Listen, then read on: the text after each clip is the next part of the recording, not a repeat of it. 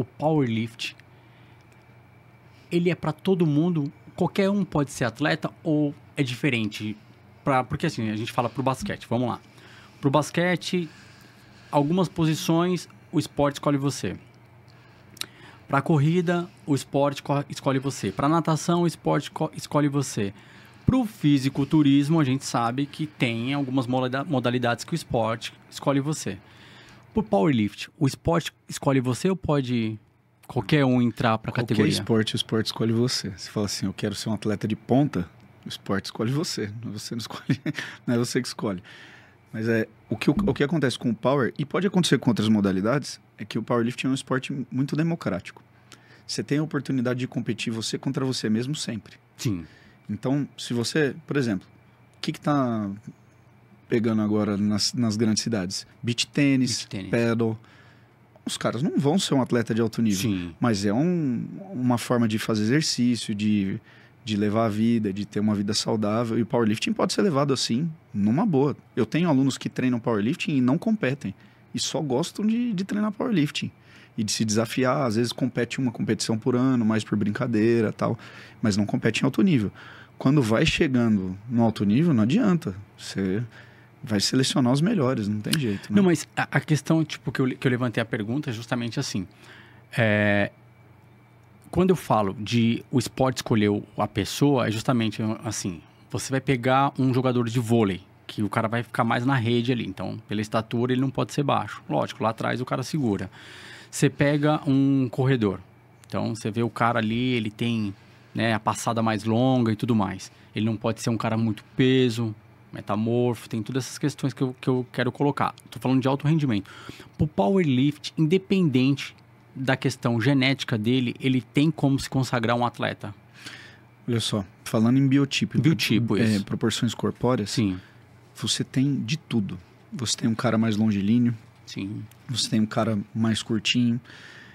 Por exemplo, numa mesma categoria você pode ter biotipos diferentes. Então, por exemplo, eu compito 93. Isso, só para você, para dar um exemplo para você de detalhe pequeno. Eu tenho o braço bem longo. Isso me dá vantagem no levantamento terra. Isso me dá desvantagem no supino. Eu posso ter um adversário que tem o braço curto. Ele tem desvantagem no terra e tem vantagem no supino. Então, um fêmur mais curto pode me dar mais vantagem no agachamento. Um tronco mais longo, mais curto e um fêmur mais longo pode me dar vantagem no terra.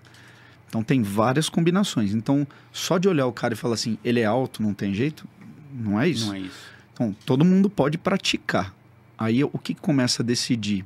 Se esse cara tem capacidade de produção de força máxima. Aí entra em tipo de fibra, disparo neural, que são fatores determinantes no nosso esporte.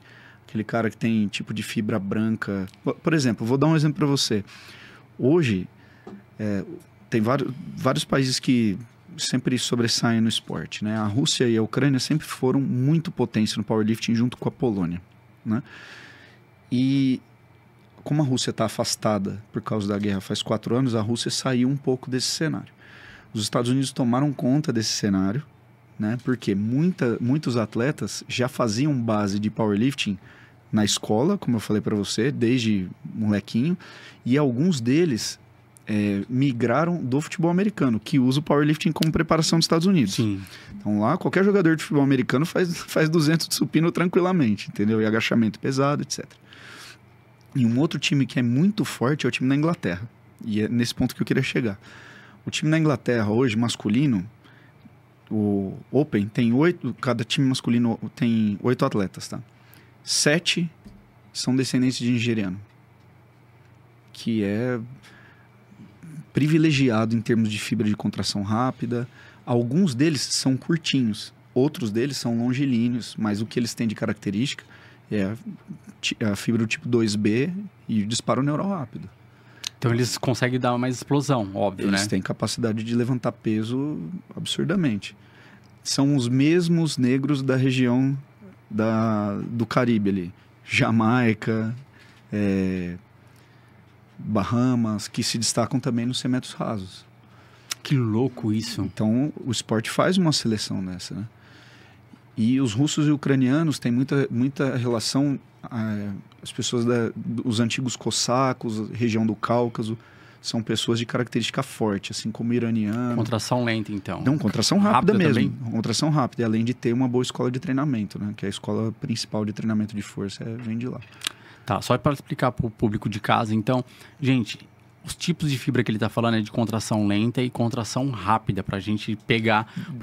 Porque quem é da área da saúde, a gente já entende, né? Fala, não, então dá para todo mundo praticar, porém, depois tem uma seletiva lá na frente para esporte de alta competição, de alto rendimento que a gente está falando. Aí já entra para aquela. Aquela história, né? Você vai ter um campeonato paulista, um nível.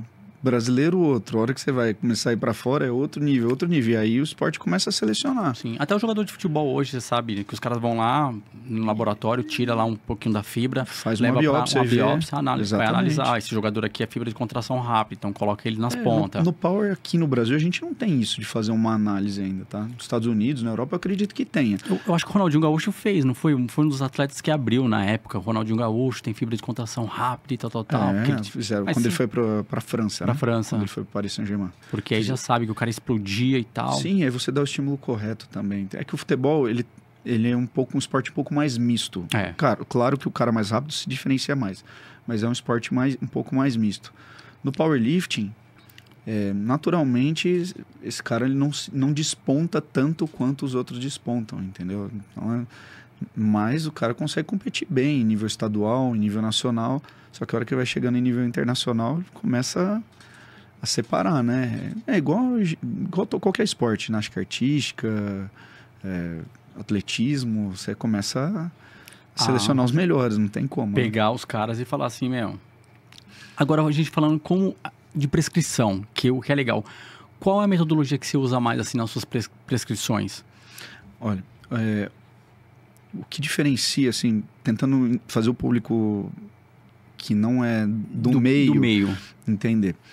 O que diferencia, principalmente, é que no powerlifting, o movimento é o fim, e não o meio. Então, quando você treina fisiculturismo ou hipertrofia, você faz agachamento, aquele é o meio para você ganhar massa muscular do quadríceps, do glúteo, enfim. Ou quando você faz supino, o exercício é o meio para você ganhar massa muscular no peitoral, no ombro, no tríceps. No powerlifting, o exercício, quem vai competir powerlifting, o exercício é o fim. Ou seja, aquilo ali, você não está preocupado com qual músculo em si você está treinando, você está preocupado em como você está fazendo o movimento. Então, o que diferencia na hora de prescrever? Quando você treina hipertrofia, por exemplo, você faz, por exemplo, perna 2, às vezes 1 vez na semana. Uma pessoa ou outra que faz 3 vezes na semana. Mas normalmente é de 1 a 2. De 1 a 2. Por quê? Porque tem um nível de microlesão alto, você leva o músculo à falha, leva ao esgotamento muscular, aí você precisa de mais dias para se recuperar. No powerlifting, você enxerga o movimento mais como um esporte. Então, fazendo um paralelo, imagina o cara que corre 100 metros rasos. O que esse cara faz todo dia? Ele corre. Sim. Ele não passa um dia da semana sem correr.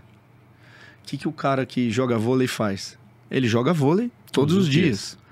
O que o cara da ginástica olímpica, a menina da ginástica artística faz? Ela sobe na trave e vira mortal todos os dias. A grande diferença, e que é, ao meu ver, diferencial da metodologia que eu trabalho, é a frequência de estímulo nos levantamentos. Enquanto que os mais antigos treinavam agachamento da forma que viam as pessoas que treinavam hipertrofia, porque a gente usava o mesmo meio, a academia. Então, o pessoal da hipertrofia fazia agachamento 1 ou 2 vezes por semana. Powerlifter também, 1 ou 2 vezes por semana. É uma frequência baixa se você imaginar que você vai competir isso. Você tem que ficar habilidoso no movimento. Agachamento tem que ser tão natural para mim quanto escovar os dentes. Supino, para mim, tem que ser tão natural quanto amarrar o cadarço. Tem que ser eu tenho que ter uma habilidade tão boa quanto um cara que pinta um quadro para fazer um levantamento terra. Para eu ficar bom nisso, o que eu preciso fazer? Ter constância. Tem que ter frequência. Vou ter que treinar. Um atleta de alto nível treina agachamento 6 vezes na semana. Um atleta de alto nível treina supino no mínimo 6 vezes na semana, porque às vezes treina 2 vezes ao dia. E um atleta de alto nível treina levantamento terra 6 vezes por semana. Claro, varia muito do peso corporal, do gênero, né, da idade, mas estou falando de um atleta de ponta. Ele vai treinar 6 vezes por semana. Se você pegar um atleta de ponta no Brasil, que às vezes trabalha, tem muitas horas, o cara vai treinar um agachamento 4 vezes na semana. Supino 5, 6 vezes na semana. Então, a grande diferença na prescrição é a frequência. Não é pesado todo dia. Então, você tem um dia um pesado, um leve, um médio, outro leve, outro pesado. Você faz ondulações na semana. O número de repetições é sempre baixo. 2, 3 repetições. Isso faz eu praticar o movimento. Se eu começar a subir o número de repetições, vou para 4, vou para 5, vou para 6, o que acontece? Eu começo a ter um pouquinho mais de fadiga, perco a habilidade do movimento e também causo mais microlesão. Se eu tiver mais microlesão, né, aquela inflamação, Sim. eu não consigo ter tanta frequência, não consigo ter frequência com uma boa qualidade. Então, o diferencial de prescrição é esse. E aí, a força, você vai colocando ali as cargas, você vai periodizando em cima das cargas do ganho de força do dia a dia ali do seu aluno, vamos dizer. Exatamente. O que as pessoas não entendem assim, pensa, vê o atleta competir no powerlifting e fala assim, esse cara fica ali com o peso brigando todos os dias. Não é assim. Então, um dia você está em percentual mais alto, outro dia você está no percentual mais baixo. Quando você expõe ao corpo a um percentual bem alto, você vai precisar descansar alguns dias, uns 2, 3 dias antes de expor o corpo ao estímulo novamente. Então, são modelos de periodização, né? Tem gente que treina diferente, tem gente que treina de outras formas. Essa é a periodização que você eu uso aplica, e que os né? atletas de alto rendimento mais utilizam.